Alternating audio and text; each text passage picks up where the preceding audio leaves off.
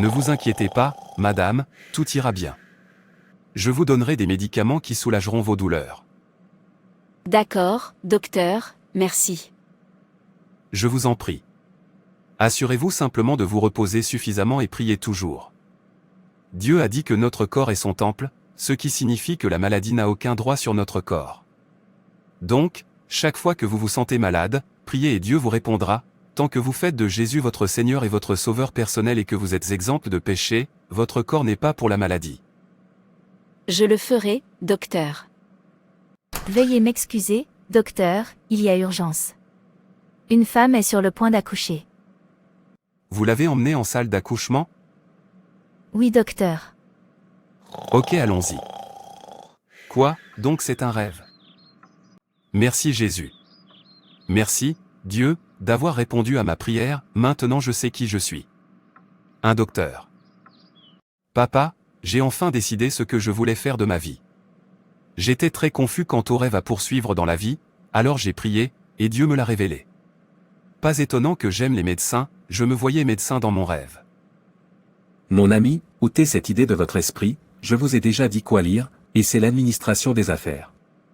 J'ai créé de nombreuses entreprises ici et à l'étranger, et vous allez me succéder. Je ne veux donc plus vous entendre parler de ce médecin. Mais papa, je veux être médecin, j'ai toujours aimé être médecin, et tu n'arrêtes pas de me dire non. Maintenant que Dieu me l'a révélé, vous vous y opposez toujours. Sors de ma vue. Vous voulez être médecin, qu'adviendra-t-il du nom que j'ai construit toutes ces années? Vous voulez qu'il disparaisse? Cela n'arrivera pas. Mon père a construit un empire, dont j'ai hérité et agrandi pour le faire atteindre le monde entier. Vous devez en hériter et le transmettre à vos enfants. C'est ça. J'ai dit le mien, je ne vous ai pas demandé d'aller construire un empire commercial. Ce n'est pas mon rêve, je vais être docteur. Pas de problème, je t'ai entendu. Je vais essayer de mettre en pratique ce que vous avez dit. Père, je vais passer l'examen. Quel examen? Si tu oses quitter cette maison, je te renierai. Quel genre d'enfant es-tu, qui ne peut pas écouter ton père? Père, j'ai pris ma décision. Je veux suivre ma pensée. Alors tu veux me désobéir? Essayez-moi et voyez. Pouvez-vous imaginer un fils auquel j'ai donné naissance essayant de me désobéir? Calmez-vous s'il vous plaît. Quel est le problème? Il a dit qu'il voulait étudier pour devenir médecin. J'ai dit non, qu'il fasse des études d'administration des affaires pour pouvoir me succéder. J'ai succédé à mon père. Mon père a fait de même. Comment peut-il être autour de mon fils de me succéder? Cela devient une chose différente. Mais, père, je t'ai dit que je voulais être médecin, c'est ce que je veux et ce que je veux faire, c'est mon rêve. Que adviendra-t-il de toutes mes entreprises? Qui prendra la relève après mon départ? Permettez-moi de vous dire, en ce qui me concerne, que vous devez étudier l'administration des affaires parce que vous prendrez la relève après ma mort. Sinon, je te renierai. Alors faites de l'administration des affaires votre rêve. C'est notre lignée de sang. Le vôtre ne sera pas différent. Je me suis fait comprendre. Maintenant hors de ma vue. Je veux être docteur. Je veux être docteur. J'ai dit, hors de ma vue. Non-sens. Tu veux être médecin, pas dans cette maison. J'ai beaucoup d'entreprises. Tu dois prendre ma place. Vas-y mon frère, ne t'occupe pas de mon fils têtu. S'il vous plaît ne soyez pas offensé. Je pense que tu devrais lui permettre d'être ce qu'il veut. Il n'y a rien de mal à être qui il veut être. Non, ne va pas là-bas. Savez-vous combien d'entreprises je possède? Que adviendra-t-il d'eux si je dois mourir? Cela signifie que tout va fermer. Non, je ne veux pas que ça arrive. La raison pour laquelle j'ai produit un fils, c'est qu'il repart là où je me suis arrêté. Non, vous n'êtes pas celui qui a produit votre fils. Dieu l'a fait, et il y a une raison pour laquelle Dieu lui a permis de venir dans ce monde. Cette raison est le but de Dieu dans sa vie. N'essayez pas d'utiliser votre propre désir pour couvrir le dessein de Dieu dans sa vie. Permettez-lui d'être ce que Dieu veut qu'il soit. Que voulez-vous dire par là?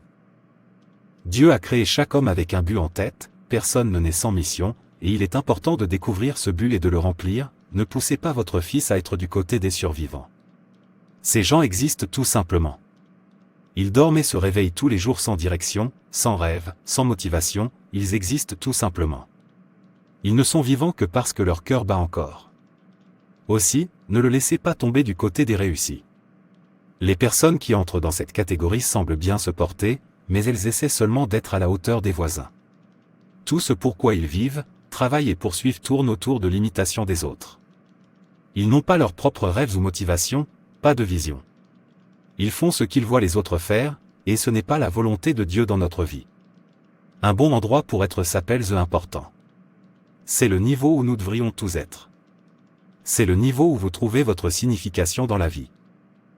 Dans cette catégorie, vous vivez avec une vision qui s'offre à vous. Vous comprenez qu'il y a un but divin pour votre vie, et vous vous efforcez d'y parvenir. Laquelle de ces catégories vous décrit ? La vie est plus qu'une simple existence et survie, c'est bien plus que réussir. C'est savoir que vous comptez et que votre vie compte pour quelque chose. Lorsque vous découvrirez votre but, vous aurez découvert le vrai sens de la vie. Un homme sans but est comme un navire sans gouvernail. En d'autres termes, une vie sans but n'a pas de sens, elle est remplie d'anxiété, d'indécision, de manque de concentration et même un succès apparent semble insatisfaisant.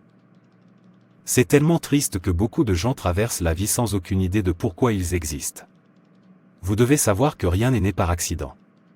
Tout ce que Dieu a créé doit servir un but. Dans Jérémie 1, versets 1 à 5, Dieu dit qu'il te connaissait, même avant ta naissance, et il vous a assigné un but pour vivre. Quel est alors le but de votre existence ? Par conséquent, pour connaître votre but, vous devez d'abord comprendre ce qu'est réellement le but. Le but n'est pas une ambition, c'est votre appel, ou votre essence pour vivre. C'est la raison pour laquelle vous avez été créé dans ce monde. C'est la raison pour laquelle vous avez ce talent ou cette compétence particulière, c'est la raison pour laquelle vous êtes comme vous êtes, la raison pour laquelle vous êtes passionné par cette chose particulière. Votre travail consiste à découvrir la raison de votre caractère unique. Tu as raison. En fait, la plupart du temps, votre talent naturel vous indique le chemin du but. Pour certains, leur but est lié à leurs vacances, pour d'autres, ce sont leurs responsabilités envers leur famille et leurs amis, tandis que certains trouvent un but dans des activités spirituelles ou religieuses. Il est donc important que vous connaissiez votre but dans la vie. En effet, votre incapacité à découvrir votre but dans la vie peut entraîner une perte de temps, d'énergie et de ressources. Une vie vécue sans but est remplie de mécontentement. Mais lorsque vous découvrez votre objectif, tout devient significatif.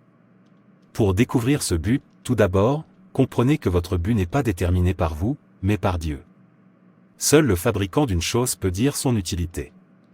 Cela implique que ce n'est que dans le Seigneur, et par lui, que vous pouvez trouver votre but. Lorsque votre fils a découvert ce qu'il est, permettez-lui de suivre qui il est.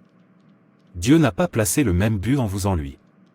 Une autre chose qui rend important pour chacun de découvrir son but est que vous rendrez compte de ce que vous faites avec le but de Dieu dans votre vie. Soyez vous et ne soyez pas une autre personne, c'est la volonté de Dieu pour chaque être humain. Je comprends maintenant. Fils, Oui papa. je vous donne ma bénédiction, et vous êtes libre d'être ce que Dieu veut que vous soyez, je ne vous possédez pas, tout ce que Dieu m'a demandé, c'est de prendre soin de vous et de vous guider dans le droit chemin. S'il vous plaît, soyez un médecin qui craint Dieu. Et gagnez des âmes à Dieu à travers cela. Waouh, merci papa, je vais.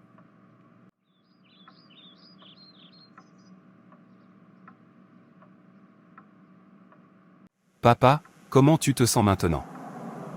Je me sens très fort, mon fils, comme si j'avais moins de 30 ans. Je remercie Dieu de t'avoir donné à moi.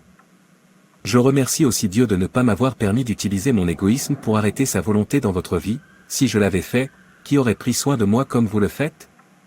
Grâce à vous, je suis toujours en bonne santé. C'est Dieu qui fait, nous nous soucions seulement, Dieu guérit. Merci Dieu.